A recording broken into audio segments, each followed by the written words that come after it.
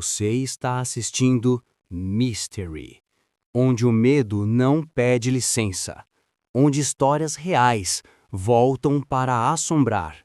Há coisas que não pertencem ao tempo, objetos que sobreviveram ao esquecimento, à lógica e à razão humana. Coisas nascidas na escuridão mais antiga, moldadas por mãos humanas e ungidas por algo que não é deste mundo. Entre todas as relíquias amaldiçoadas que já se arrastaram pela história, nenhuma carrega um fardo tão pesado quanto esta: a mão de Glória. Não é uma lenda qualquer, nem uma invenção popular. Ela existiu, e o pior, ainda existe. Guardada em silêncio, esquecida por séculos, mas nunca realmente morta. Acredita-se que tenha surgido no coração da Inglaterra, durante os séculos de peste e desespero, quando a morte não era mais um medo, mas uma vizinha constante que rondava as portas das vilas. As execuções públicas eram o espetáculo preferido de um povo faminto e aterrorizado, e era lá, aos pés das forcas, que nascia um mito. Dizia-se que a mão de um homem condenado, quando cortada ainda quente, poderia aprisionar o último sopro de sua vida, um instante exato entre o corpo e o esquecimento. E se alguém tivesse coragem de segurá-la, de manipulá-la, essa pessoa controlaria o poder da morte. Foi assim que os alquimistas e ladrões começaram a procurar corpos recém-enforcados, pagando moedas de prata aos coveiros para que os deixassem trabalhar na calada da noite. Cortavam a mão direita, a mão que cometeu o crime, a mão que segurou a lâmina ou o sangue, e a levavam envolta em panos negros até um lugar escondido onde o ritual começava. Ali, sob a luz fraca da lua, a carne era mergulhada em urina humana, sal, salitre e cinzas de velas profanas. Durante dias, deixavam-na secar suspensa no vento frio, até que o cheiro se tornasse insuportável. Depois cobriam-na com gordura humana, retirada de corpos queimados ou de ossos velhos, e moldavam em cada dedo uma pequena vela, feita do mesmo material, com pavios de cabelo humano trançado. Dizia-se que ao acender essas 5 velas, o ar se tornava denso, o vento parava e a luz do mundo morria. A mão de Glória não iluminava o caminho, ela apagava o que existia ao redor. As pessoas adormeciam, os cães silenciavam e as portas trancadas se abriam sozinhas. Era a ferramenta perfeita para ladrões, assassinos e feiticeiros. Um objeto de poder tão escuro que até o inferno parecia observá-lo com curiosidade. Mas cada fogo precisa de um preço. E o preço da mão de Glória era sempre o mesmo: a alma de quem a acendia. A primeira história registrada vem em 1702, em uma pequena aldeia de Yorkshire. Os vizinhos encontraram uma família inteira sentada à mesa do jantar, com os olhos abertos e os corpos imóveis como bonecos esquecidos. Nenhum sinal de luta, nenhum som, somente o odor denso, metálico e doce de gordura queimada. E sobre a mesa, desenhado em carvão, o símbolo de uma mão aberta, com 5 pequenas chamas na ponta dos dedos. O homem que investigou o caso escreveu em seu diário: a chama não era de Deus. Poucos dias depois, enlouqueceu. As enfermeiras do asilo onde foi internado disseram que ele tentava arrancar as próprias unhas, sussurrando que elas estavam acendendo. Décadas mais tarde, em 1797, um ladrão chamado Thomas Blainlock foi capturado no condado de York. Durante a revista, os guardas encontraram um embrulho coberto por panos grossos. Dentro, uma mão humana, ressecada, com a pele amarelada e os dedos envoltos em uma substância cerosa. Blaylock gritava que ela falava com ele, que queria abrir portas. Foi enforcado uma semana depois. Na manhã seguinte, o corpo foi recolhido, e a mão direita havia desaparecido. Ninguém entendeu como, mas, dias depois, a cela do ladrão foi encontrada coberta por símbolos desenhados em carvão, e entre eles, uma frase escrita com algo que parecia sangue seco. Ela me libertou. A mão de Glória, ao que parece, não pertencia a ninguém. Pertencia a si mesma. Em 1823, o reverendo Brocklebank de Whitby encontrou uma dessas mãos escondida em uma parede antiga na igreja. O objeto estava preservado, como se tivesse sido feito há poucos dias. Pálido, rígido, frio. O reverendo tentou destruí-lo, jogando-o ao fogo, mas o fogo se curvou diante dela. A chama se apagou e o ar da sala ficou pesado, espesso, quase sólido. Naquela mesma noite, ele acordou com um som de passos e estalos.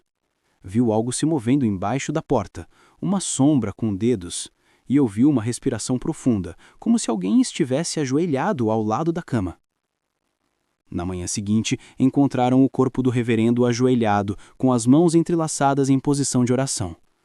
E o rosto queimado, como se tivesse sido tocado por fogo invisível.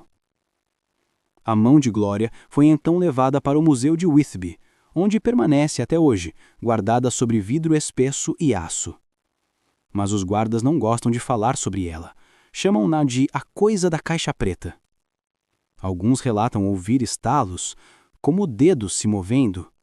Outros dizem ver o reflexo de flamas minúsculas tremendo no escuro da vitrine. Cientistas já tentaram examiná-la. Microscópios, luz ultravioleta, escâneres térmicos, mas os resultados nunca foram divulgados. Rumores dizem que a superfície do tecido reagiu à luz, como pele viva, e um dos pesquisadores que a estudou foi encontrado morto meses depois, com as mãos carbonizadas e o rosto sereno, como se tivesse adormecido. A mão de Glória é... Dizem que, na Idade Média, a ciência e a superstição dormiam no mesmo leito. Monges copiavam manuscritos sobre anatomia humana, enquanto, ao lado, alquimistas cozinhavam poções feitas com sangue, mercúrio e cera negra. Naquele tempo, o medo era o idioma universal, e o conhecimento, uma forma disfarçada de fé. Em manuscritos guardados na Biblioteca Bodleiana, em Oxford, há anotações sobre a mão que apaga a vida, escritas em latim, datadas de 1590. O texto menciona um fogo invisível que desperta os mortos e descreve um objeto feito de carne humana que pode cegar os olhos dos inocentes. Ninguém sabe quem escreveu, mas os traços, a caligrafia e as manchas marrons sobre o papel denunciam algo terrivelmente humano, como se o autor tivesse usado sangue no lugar da tinta. Durante séculos, a mão de Glória transitou entre mito e evidência. Um símbolo das trevas humanas escondidas sobre o véu da fé. Mas, quando a era da ciência chegou, os homens tentaram estudá-la, dar-lhe uma explicação, medir o invisível. Em 1921, um grupo de pesquisadores de Londres analisou um exemplar atribuído a um ladrão enforcado em 1749. Eles documentaram o artefato sob microscópio, registrando a composição da cera e descobriram que ela não era cera. Era gordura humana misturada a resina e cinzas de ossos. Os tecidos da mão mostravam algo ainda mais perturbador. Microscopicamente, havia atividade residual, pequenas descargas elétricas nos nervos fossilizados, como se as células ainda se lembrassem de estar vivas. Um dos cientistas, o Dr. Alan Merriweather, declarou publicamente que o artefato possuía características de condução elétrica anormal. Mas na noite seguinte à publicação do relatório, Merriweather foi encontrado morto, as mãos cobertas de queimaduras circulares, o olhar fixo no teto, os lábios curvados num sorriso impossível. O relatório desapareceu dos arquivos oficiais, e as amostras recolhidas foram destruídas sob ordem do Ministério da Saúde. Em 1974, o Museu de Whitby recebeu uma visita não anunciada. 2 homens de terno preto vindos de Londres pediram acesso à mão. Disseram ser historiadores da Royal Society, mas ninguém conseguiu confirmar seus nomes. Ficaram na sala trancados por mais de 2 horas. Quando saíram, o curador notou que o vidro da caixa estava coberto por um fino véu de fumaça, como se algo tivesse queimado do lado dentro. Os 2 homens foram embora sem deixar registro de visita. Dias depois, um dos seguranças relatou ter visto luzes piscando dentro da caixa e jurou ouvir uma voz sussurrando palavras em francês antigo. Palavras que, traduzidas, significam acorda. Alguns estudiosos de ocultismo acreditam que a mão de Glória é o resultado de um ritual de transmigração de energia. Um tipo de tecnologia espiritual que permitia aos antigos bruxos aprisionar parte da consciência humana em matéria física. A gordura serviria como combustível, o osso como condutor e a carne, o invólucro da memória. Por isso, ela não pode ser queimada. Por isso, ela ainda aquece, mesmo trancada há séculos. Outros a chamam de testemunho do inferno, um objeto que conserva o instante em que a alma tentou escapar e falhou. Há quem diga que as chamas de seus dedos não iluminam o espaço, mas projetam imagens, como janelas para o que está do outro lado. Um ex-funcionário do museu, entrevistado anonimamente em 1982, contou: "Eu juro que vi algo refletido no vidro. Não era meu rosto. Era outro. E estava rindo." Ele pediu demissão no dia seguinte, sem levar o salário. Nunca mais foi visto. E, entanto, a mão de Glória permanece lá, fechada, silenciosa, adormecida sob o chão frio de Whitby, mas os visitantes relatam sensações estranhas. Mãos formigando, vertigens, o som de estalos secos. Alguns dizem sentir calor nas próprias palmas ao se aproximar da caixa. Outros afirmam ouvir um som baixo, irregular, como uma respiração lenta, vinda do vidro. O museu mantém o objeto sob 2 camadas de aço e vidro. E mesmo assim, periodicamente o alarme térmico dispara sozinho durante a noite. Sempre entre 3h05 e 3h10 da manhã. Sempre. Em 2015, um grupo de cientistas tentou analisar a lenda sob uma perspectiva bioquímica moderna. Coletaram fragmentos microscópicos do artefato e os submeteram a testes de composição isotópica. Os resultados desafiaram a lógica. A gordura humana presente na cera indicava datações diferentes, partes de 1600, partes de 1800, como se o objeto tivesse sido alimentado com corpos de séculos distintos. O relatório, confidencial, acabou vazando na Dark Web.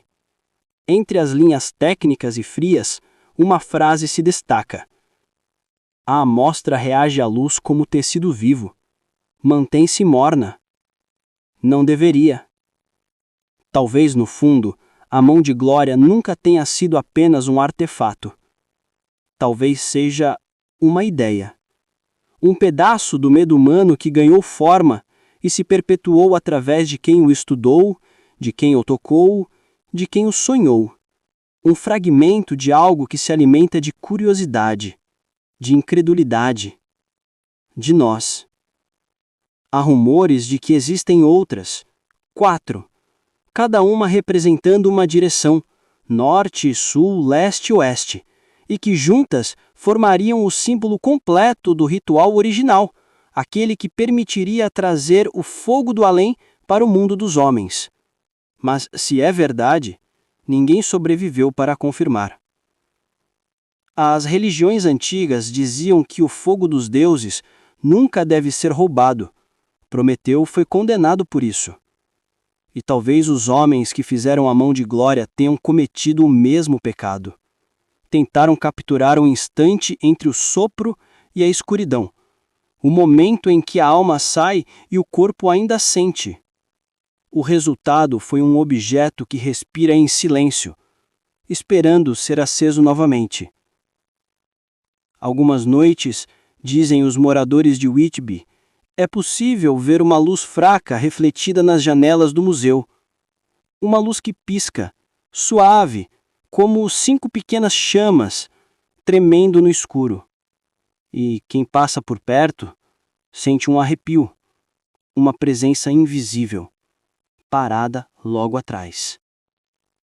Aqui, o medo tem corpo, e o real nunca descansa.